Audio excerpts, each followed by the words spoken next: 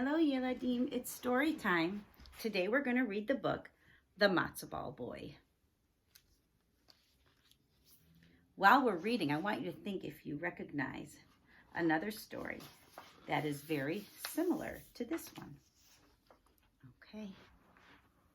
I've got to get that whole. Here we go. Once upon a time, there was an old grandmother, a bubby, who lived all alone.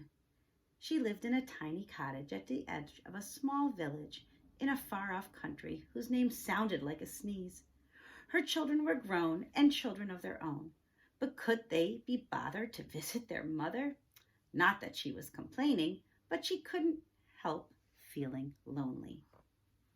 Soon Pesach would be here, and there was no one to come to her Seder, the holiday dinner, no one to help retell the Pesach story, no one to eat her sweet apple and walnut charoset and sip her delicious matzo ball soup. So the morning of Pesach, the bubby decided to make herself a matzo ball boy. A friendly face in her soup was better than nothing, she thought. She mixed matzah meal with eggs, oil, salt, and water. From the dough, she shaped a soft little body in a round matzo ball head. She gave him a carrot-sliced nose, a curving celery mouth, and peppercorn eyes and buttons. Then she plopped him into a pot of chicken soup to cook. Soon the most delicious smells wafted from the bubbling pot. When the old woman lifted the lid to see if the matzo ball boy was done, out he jumped. "Ay," she cried in surprise, "and where do you think you're going, my little matzo ball boy?" The matzo ball boy had puffed out his little chest. "Boy schmoy, I'm the matzo ball man, bubby, and I'm off to see the world." Then he ran out the door, leaving smears of schmaltz or chicken fat on her freshly mopped kitchen floor. Not that she minded a little work, but would it have hurt him to wipe his feet? "Wait, wait," the old woman cried, running after him. "Put on a jacket or you'll catch your death of cold." But then the matzo ball boy just laughed and kept on running, and he called back over his shoulder, "Run, run, as fast as you can. You can't catch me, I'm the matzo ball man." The old bubby ran as fast as she could, but she couldn't catch him. The matzo ball boy ran on through the village. As he passed the tailor shop, the Schneider put the last stitch in the rabbi's good coat, which he was patching for Pesach, and he rubbed his stomach. "Oi, oi, you look good enough to eat, little matzo ball boy."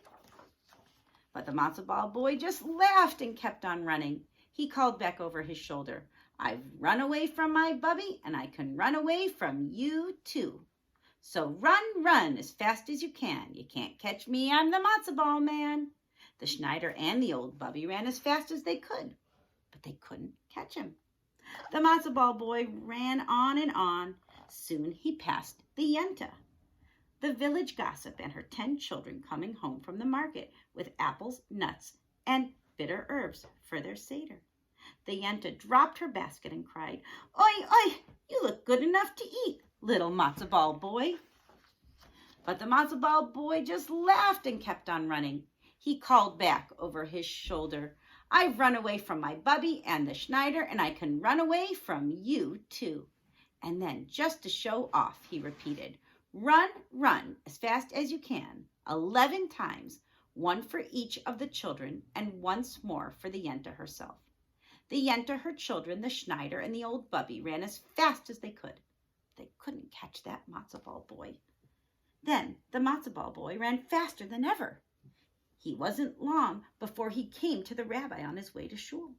The rabbi licked his lips and said, "Oi, oi, you look good enough to eat, little matzo ball boy." But the matzo ball boy just laughed and kept on running. He called back over his shoulder, "I've run away from my bubby, the Schneider, the Yenta, and her children, and I can run away from you too. So run, run, as fast as you can. You can't catch me, I'm the matzo ball man." The rabbi, the Yenta, and her children, the Schneider, and the old bubby ran as fast as they could, but they couldn't catch him. The matzo ball boy ran on and on until he came to the edge of a wide river. He could hear the others behind him getting closer and closer. Ay vey, now I have to cross a river too? The matzo ball boy slapped his forehead. I've never seen the world. I'll never go as fast as this rate. If you care to climb on my back, I will take you across, said a voice as smooth as schmaltz. The matzo ball boy turned to find a hungry fox grinning at him. Ha, you must think I'm a real schlemiel, said the matzo ball boy. Do you think I don't know that old trick? First you get me on your back, then on your head, then onto your nose, and then I'm nothing more than a nosh for you. Feh! The fox smiled a toothy grin. I can hear the others even closer now. Do you plan to wait here for them? Not on your life, boy chick, the matzo ball laughed.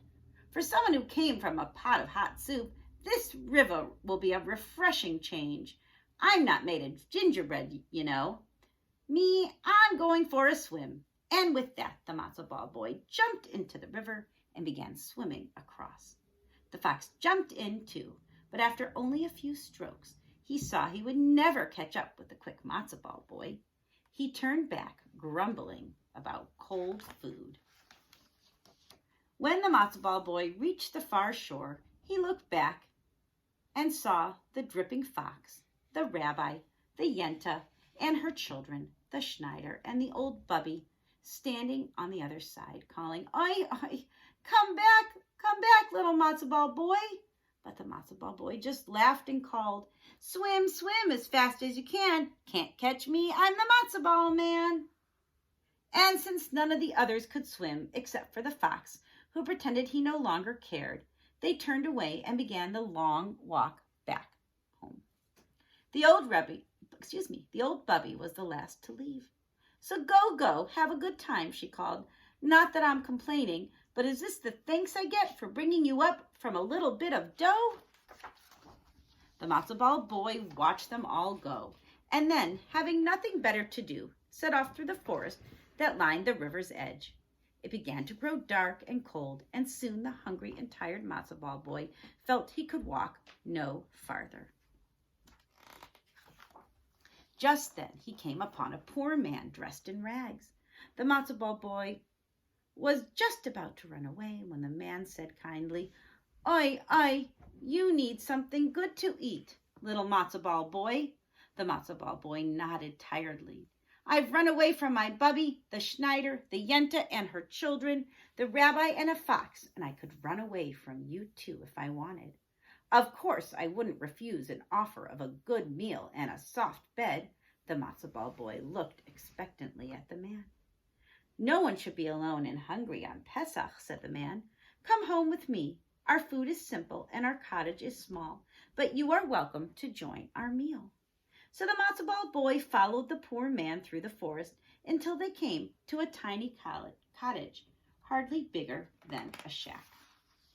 The candlelight glowed warmly from the window, and a fire crackled cheerily in the gate. The man's wife sat by the fire, stirring a big pot of soup.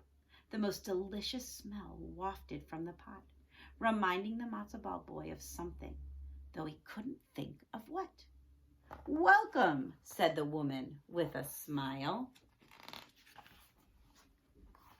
Come in, said the man.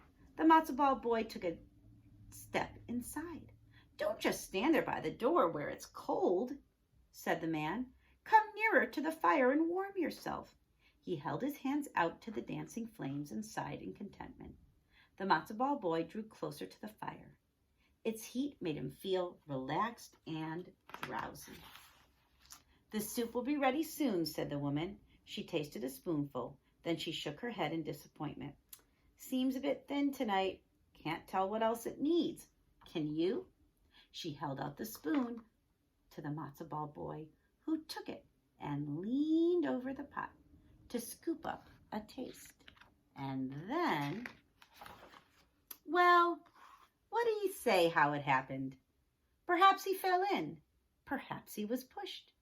All we know is that the poor man and his hungry wife had a delicious matzo ball soup that night. Yeah, were you expecting a different ending?